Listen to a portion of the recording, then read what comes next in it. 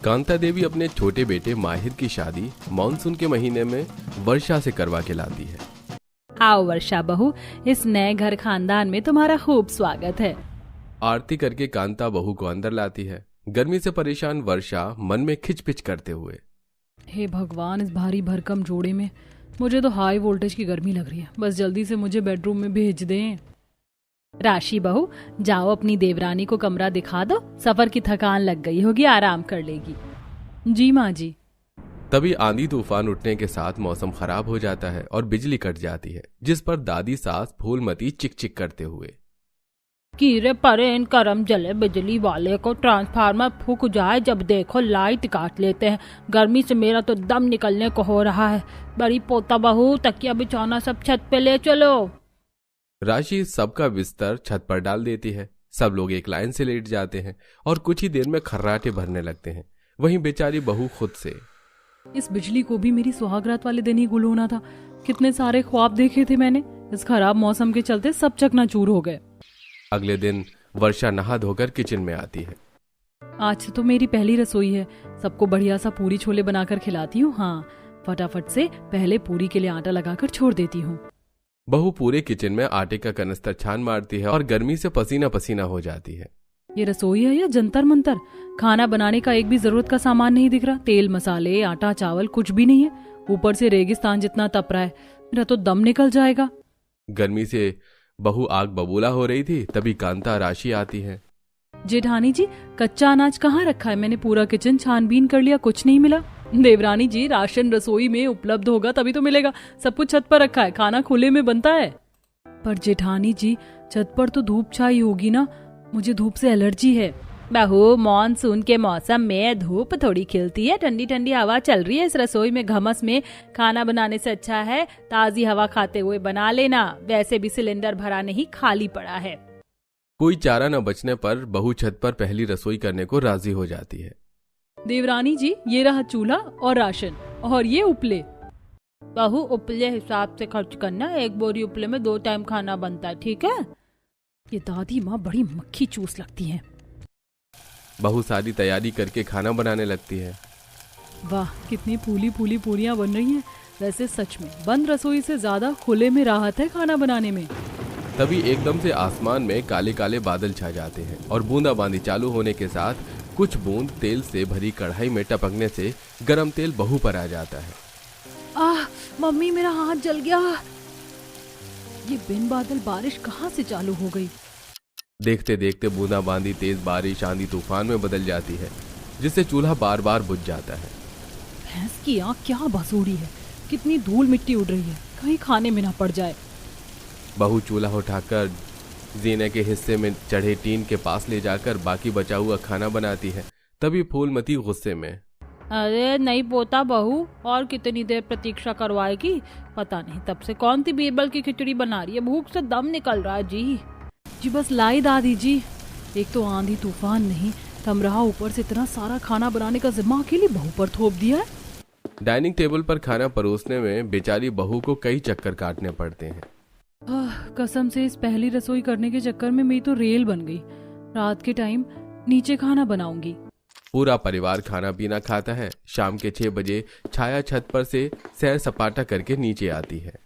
माँ, छत पर बहुत सुहाना मौसम हो रहा है। भाभी, आप यहाँ सोफे पर दही की तरह जमी पड़ी है। अरे डिनर क्या रात के 10 बजे के बाद बनाना चालू करोगी, जब आंधी तूफान उठ जाएगा? महारानी खुद तो हवा खाकर आ गई और मुझे 2 मिनट बैठे नहीं हुआ कि इस निकम्मी नंद ने आग में घी डालना चालू कर दिया।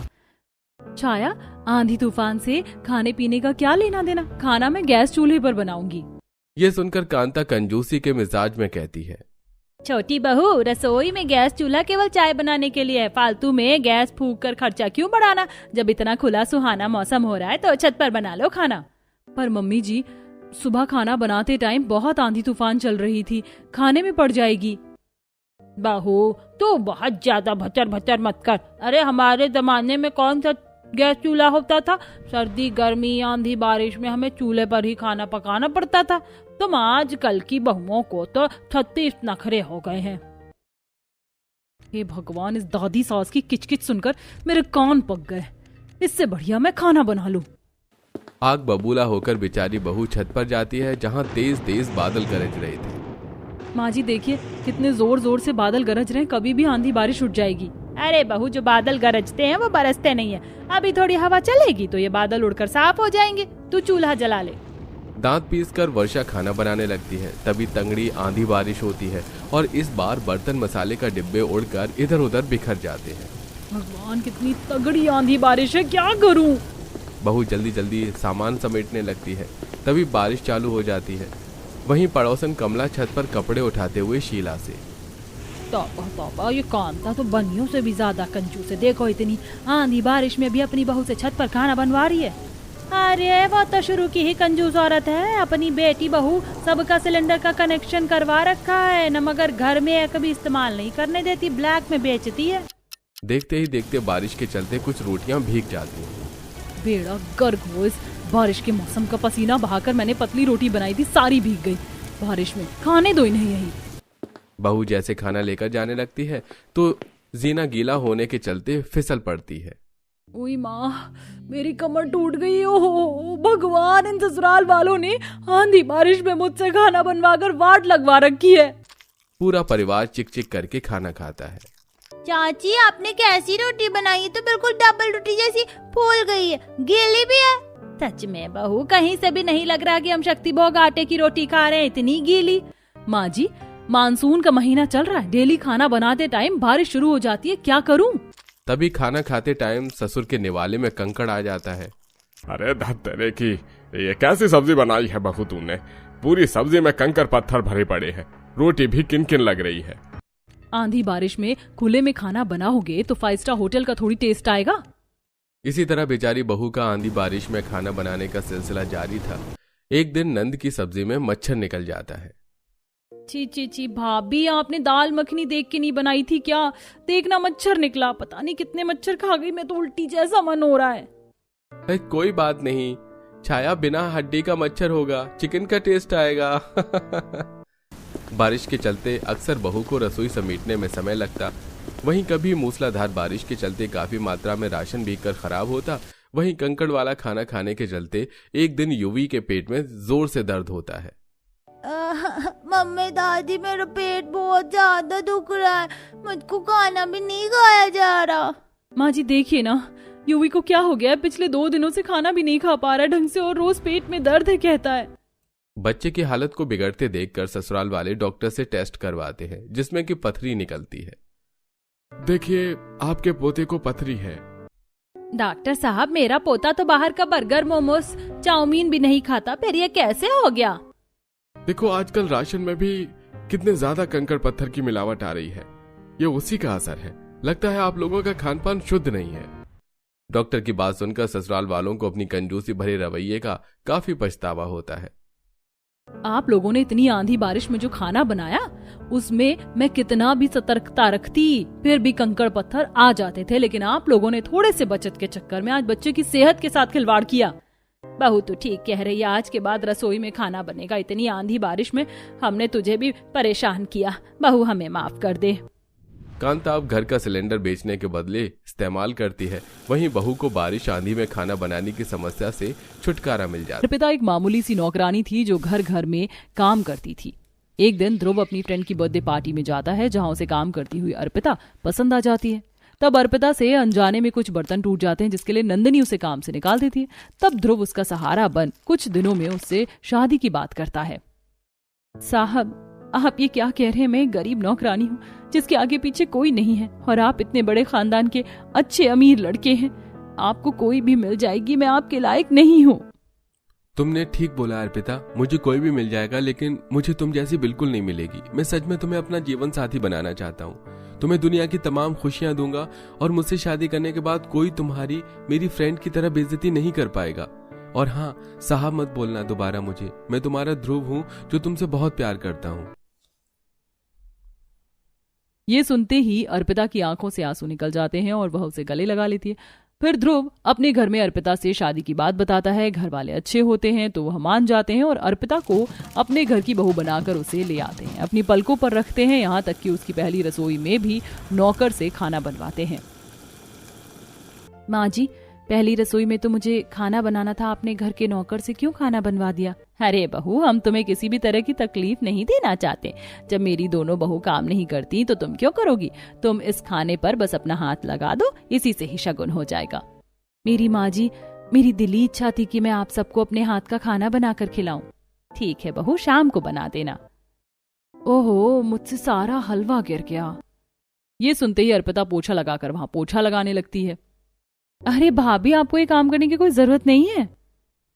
हाँ बहू, हमारे घर की साफ सफाई नौकर चाकर करते हैं, और जब इस घर में 4 नौकर हैं तो तुम्हें काम करने की क्या जरूरत है?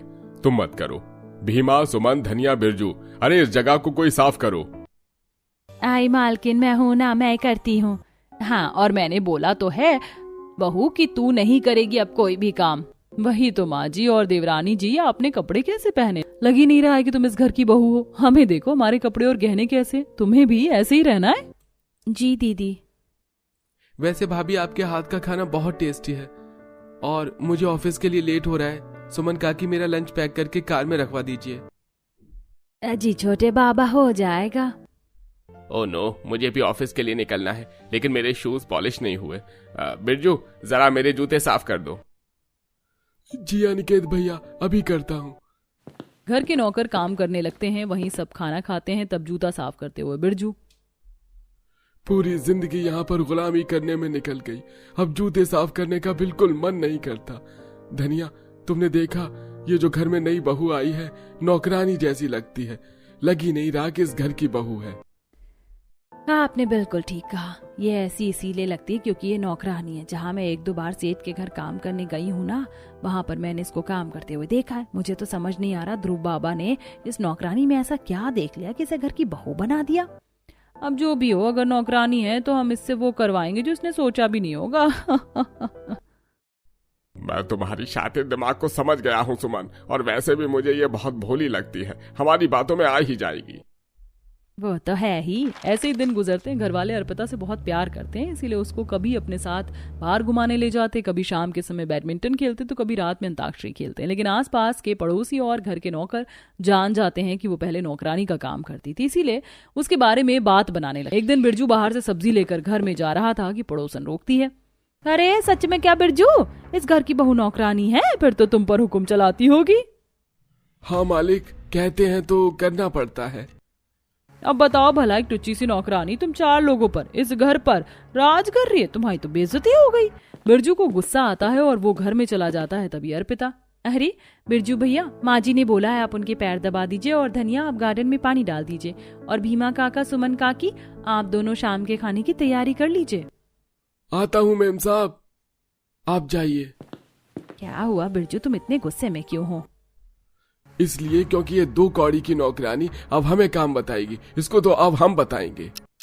तब बिरजू मीनाक्षी के पैर दबाकर आ जाता है। अगले दिन घर के सभी लोग किसी काम से बाहर गए होते हैं। तब अर्पिता नौकरों को कोई काम बोलती है। तब धनिया उसका हाथ मोड़ देती है। आह धनिया, ये तुम क्या कर रही हो? मेरा हाथ छोड़ो। ए चिल्ला मत, अगर तूने किसी से कुछ भी कहा तो हम भी तुझे छोड़ेंगे नहीं। और तेरे सास ससुर तुझे जो इतना सब प्यार करते हैं, उन सब के खाने में जहर मिला देंगे। इसलिए जैसा बोलते हैं वैसा कर, समझी? जा मेरे माँ जी पापा जी के पैर दबा, और उसके बाद मेरे पति के लिए ठंडा शरबत और मेरे लिए आम पन्ना बना। तो जैसी नौकरानी की हम क्यों सुने? पूरी दुनिया को पता है कि तू नौकरानी है जो इस घर में शादी करके आ गई है। मुझे दर्द हो रहा है, मेरा हाथ छोड़ो, मैं करती हूँ काम। मेरे ससुराल वालों को कुछ मत करना। अब आया ऊंट पहाड़ के नीचे। तब अर्पिता रोते रोते नौकर के सास ससुर के पैर दबाती और धनिया बिरजू को भी शरबत बनाकर पिलाती है। शरबत बनाकर कहाँ जा रही हो? अभी कपड़े धोना बाकी, और उसके बाद कमरों की सफाई करनी है, बर्तन साफ करने। कौन करेगा? ये भी करो। और जब तुम्हारे घर वाले आ जाए उनके सामने भी ऐसे ही करना, लेकिन बोलना कुछ नहीं है। हाँ, हम थोड़ी सी एक्टिंग करेंगे, वरना जानती हो ना जहर। नहीं नहीं नहीं, ऐसा कुछ मत करना, मैं सारा काम करूंगी। बेचारी अर्पिता नौकरों के होने के बावजूद भी घर का सारा काम करती है, और नौकर बैठकर चिल मारते, ताश के पत्ते खेलते। तभी घर वाले आ जाते। तब भी अर्पिता किसी को कुछ नहीं कहती। जेठानी अपने पास बिठाती है, लेकिन वो, दीदी मैं थक गई हूँ आपके साथ, ये साड़ी फिर कभी देख लूंगी, अभी मुझे जाना होगा। अर्पिता बहाना मारकर छत पर जाकर नौकरों के दिए हुए सारे कपड़े धोती है, और वो धूप में बैठे रहते हैं। उसके बाद वो घर का सारा काम खुद करती है, और जब बर्तन साफ करते हुए सास उसे देख लेती है। अरे बहू, मैंने बोला था ना तुम काम नहीं करोगी तो क्यों कर रही हो? सुमन, भीमा, धनिया, ये बर्तन का काम आपको करना चाहिए, मेरी बहू क्यों कर रही है? अरे मालकिन, छोटी मालकिन बहुत प्यारी है, मुझे करने ही नहीं दे रही थी तो एक चम्मच खुद ही साफ करने लग गई आइसक्रीम खाने के लिए मालकिन। हाँ हाँ माँ जी। घर का सारा काम करने से अर्पिता का बदन दर्द होने लगता है, तब डाइनिंग टेबल पर। क्या हुआ, तुम्हारी तबीयत ठीक नहीं लग रही? तुम तो घर का कोई काम भी नहीं करती हो, तो इतनी परेशान कैसे हो? अरे आप चिंता मत कीजिए, मैं घर का कोई काम नहीं करती, बस गलत करवट लेने से बदन दर्द है। अच्छा कल बहू हम सब शिव मंदिर जाएंगे, तुम भी चलना। तभी बिरजू ना करने का इशारा करता और अर्पिता मना कर देती। अगले दिन घर के सभी लोग शिव मंदिर चले जाते हैं। तब सारे नौकर उससे घर की धुलाई करवाते और खुद बैठकर ताश के पत्ते खेलते और जरा सा खाना खराब होने पर उसे धक्का मार देते हैं। उसी वक्त घर के सभी लोग आकर वो सब देख लेते हैं। ये क्या हो रहा है? और ये बहू क्यों कर रही है घर के काम? अच्छा तो ये वजह थी मेरी बहू के बुझे हुए चेहरे की। इन्हें तो नहीं माँ जी, थोड़ी देर शांत रहिए ताकि उनके खिलाफ मैं वीडियो बनाकर पुलिस वालों को दिखा सकूं। बहुत टॉर्चर किया है इन्होंने जेठानी जी को, इसीलिए वो आजकल हमारे पास बैठती नहीं थी ना बात करती थी। तुम्हें ठीक से काम करना नहीं आता क्या नौकरानी होकर भी? जाओ दोबारा से हम सबके लिए शरबत बना कर लाओ, वरना तुम्हारे परिवार वालों को जहर देने में वक्त नहीं लगेगा। मैं सब काम करूंगी, तुम लोग ऐसा कुछ मत करना मेरे ससुराल वालों के साथ, वो लोग बहुत अच्छे हैं। बहुत समय बाद मुझे एक परिवार का एहसास हुआ है। अर्पिता रसोई में जा रही थी कि घर वाले आ जाते हैं। मैंने कहा था ना बहू नहीं करेगी अब कोई भी काम, फिर भी मेरी बहू को काम करना पड़ा, और वो भी तुम जैसे नौकरों की वजह से। और क्या कहा मेरी बहू को? नौकरानी बोल रहे थे। अब बताती हूँ तुम लोगों को। बताना तो पड़ेगा ही, इन्होंने हमारा नमक खाकर हमारे साथ नमक हरामी जो की है। अनिकेत, ध्रुव, गोपाल, दरवाजा बंद कर दो, पुलिस आती ही होगी, ये भाग न पाए। नहीं माँ जी, ये लोग बहुत खतरनाक है, ये कुछ भी कर देंगे, आप इनसे दूर रहो। बहू ये हमें कुछ नहीं कर पाएंगे, इनकी एक एक करतूत रिकॉर्ड हो गई है। तभी ध्रुव बिरजू को थप्पड़ मारता है। इस घर के नौकर होकर तुम्हारी हिम्मत कैसे हुई मालकिन से ये सब काम करवाने की? बोलो। साहब हमें माफ कर दो, हमसे गलती हो गई, और ये नौकरानी ही तो है, आप लोग नहीं जानते इसकी सच्चाई। ये दूसरे के घरों में यही सब काम करती थी नौकरानी का। तभी एक चाटा सांस मारती है। बोला ना मेरी बहू अब काम नहीं करेगी, फिर भी तुम्हारी जरूरत हुई। क्या लगा था इसका कोई नहीं है इसे प्यार करने वाला? तभी पुलिस आ जाती है और चारों को गिरफ्तार करके ले जाती है। साथ ही वीडियो का सबूत देखकर उन पर कड़ा केस दर्ज होता है। इसके बाद ससुराल वाले अर्पिता को इतना प्यार देते हैं, उसके लिए नए नौकर चाकर बुलवाए जाते हैं, जिसकी वजह से अब बहू को कोई भी काम नहीं करना पड़ता और वो आराम की जिंदगी जीती है।